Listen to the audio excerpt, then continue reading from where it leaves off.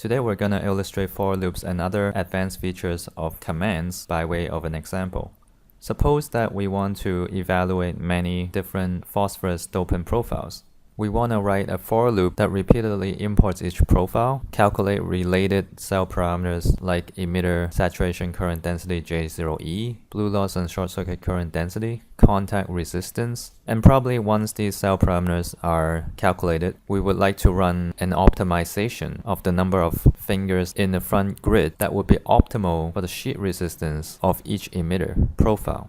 So to start off, we're gonna manually go through one of these phosphorus diffusion profiles and go through the entire cycle of importing the profile, calculating the cell parameters, optimizing the front fingers number, and then figuring out the optimum efficiency. So to do that, we're gonna load a certain baseline cell example. We call it mono example. And we're gonna start logging the actions that we take in a script. So to do that, we open up the command window, we go to build, and we hit record. And at the start of the record, it will ask us to save the mono example so that we save the current state. And thereafter, this record screen is going to write down every single action that we take in the form of commands. So for example, if we go to the cell cross-section, we open up the definition of the emitter. We import one of the dopant profiles that we got. And the command screen records down that corresponding command. So it's import dopant profile. One just means the emitter layer in the passivated region, followed by the file name. Going back to the dope layer window, we can also make some adjustment to the front surface recombination velocity corresponding to this dopant profile and the passivation layer that we presume to be on top. Let's suppose we have minimal defects or inactive phosphorus precipitates that would drastically lower the bulk lifetime in the emitter layer. So we can set the bulk tau in the emitter layer to be very high, for example, and that's recorded now.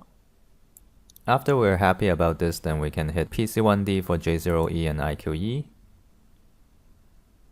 And now many cell parameters will be updated in the cell diagram window. For example, the emitter sheet resistance. This is a really heavy emitter, by the way, so we get 17.6 ohms per square. We also have an updated calculation of the current loss due to free carrier absorption, which is quite high for this heavily doped emitter. We also have an update of the current loss due to imperfect collection inside the emitter, which is also really high, and this is because the emitter is really heavy and there's a lot of Auger recombination. So again, according to the formula of absorbed currents in the substrate minus the FCA minus the emitter collection loss minus the base collection loss, we get an updated estimate of the light-induced current density, 39.22 milliamps per centimeter square in the non-shaded region of the cell. Another cell parameter that has been updated is this J0 passivated emitter, 203.6 femtoamps per centimeter square. So that's the saturation current density, describing the recombination strength inside the emitter layer. Okay, now we can do the same thing for the profile under the metal recombination. So we hit calc. And you see, because we have already imported a phosphorus dopant profile in the passivated area of the emitter, the same profile will be presumed for what happens under the metal. But nevertheless, we will just hit upload profile and upload the same profile to define the phosphorus emitter profile under the screen printed metal. Now, of course, what's different about this layer under the metal is that the surface recombination velocity is extremely high. So it's set to 10 to the power of 7 centimeters per second, which is the thermal velocity of carriers, corresponding to the high recombination at the metal silicon interface. Again, we can assume that the bulk lifetime in the emitter layer is very large. There's also a field called metal edge depth. So from the cell cross-sectional model video, we have learned that the metal edge depth corresponds to how much erosion the front metal has done to the emitter profile during the metallization process. So 20 nanometer effectively puts the interface 0.02 microns inwards from the original surface. So again, in this case, we can hit PC1D for J0E. And we get a corresponding number for the J0 emitter under the metal contact. And this is the 320 femtoamps per centimeter square for this particular phosphorus doping profile. So what we're gonna do next is apply all these cell parameters so that they get transferred into the main simulation screen of Griddler. So we hit apply on the sheet rest, we hit apply on the front JL, on the J0 passivator emitter, J0 emitter metal contact. So now these numbers are transferred into the corresponding boxes inside Griddler. We're also going to make some other changes. For example, if we feel that, okay, this emitter layer is very heavy, and so probably it makes really good ohmic contact to the screen printed metal, so we can set this number really low. So that's pretty much all the cell parameters that we have changed associated with changing the phosphorus emitter profile. The next thing that we're going to do is optimize the number of front fingers. So to do that, we're going to find this command, opt, hit tab, and that returns us optimize front fingers num.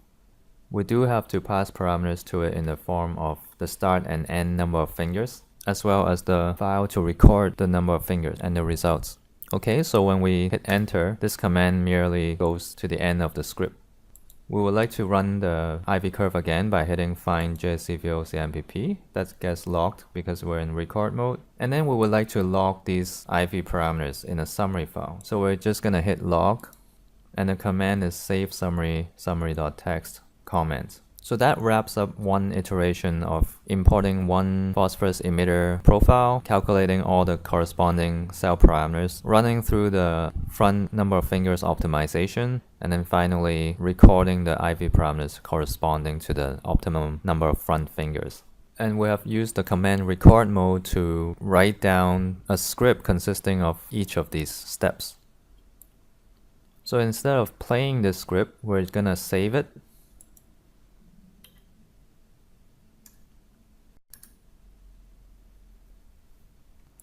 And we open it up here. So this is the script that we have just constructed. So what we're gonna do now is we're gonna modify this script by incorporating a for loop. So we can always learn about the syntax of the for loop by searching for it in a list of commands.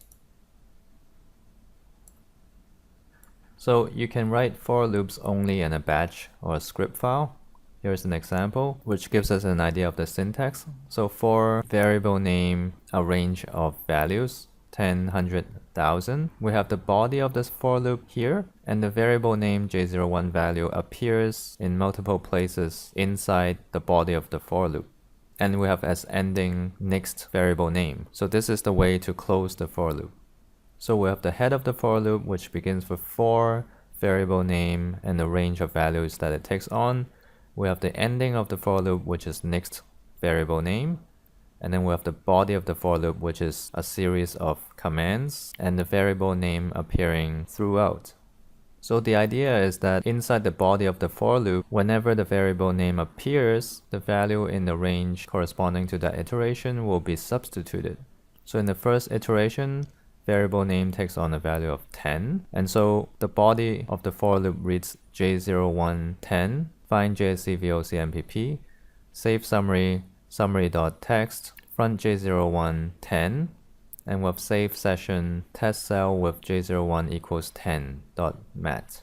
You can either put the variable name by itself with spaces before and after it, and that will allow Griddler to recognize that this variable name needs to be substituted by the value 10.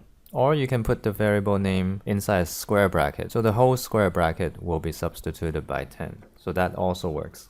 Then in the next iteration, we will have the same thing, except J01 value will be substituted by 100. And then in the third iteration, we'll have J01 value substituted by 1000. All right, so that's how a for loop works in Griddler. So we're gonna modify the script that we've just made by incorporating this for loop. So remember, to begin the for loop, we write for, and now we have to define some variable name. It can be dopant profile name. And then we have to put between square brackets the values of the dopant profile name for each iteration. So we're just gonna sift through a few of the different dopant profile names that we're gonna evaluate. For example, we want D90 profile. Then we might want E110 profile. Then we might want F150 profile. Okay, so for this example, we're gonna go through 3 different profiles. Then remember, we have to close the for loop by writing next dopant profile name. So let's now modify the body of the for loop so that we can iterate through these different profiles. So the first line is load session mono example, that's fine. The second line is import dopant profile, and in place of original profile name, we can substitute in its place square bracket dopant profile name. And we do the same thing when we import dopant profile for the profile under the metal contact, because it's the same. And then in this case, we will just allow the Griddler and PC1D caller to calculate whatever are the cell parameters related to this dopant profile name. So the front layer sheet res may not necessarily be 17.59. So we get rid of that. We simply say apply front layer sheet res. The front JL will also not exactly be 39.22. It will be different every time. So we simply say apply front JL. Also front J01, we can get rid of the exact value. Front J01 metal also. So we simply call these 4 apply buttons to apply whatever cell parameter has been calculated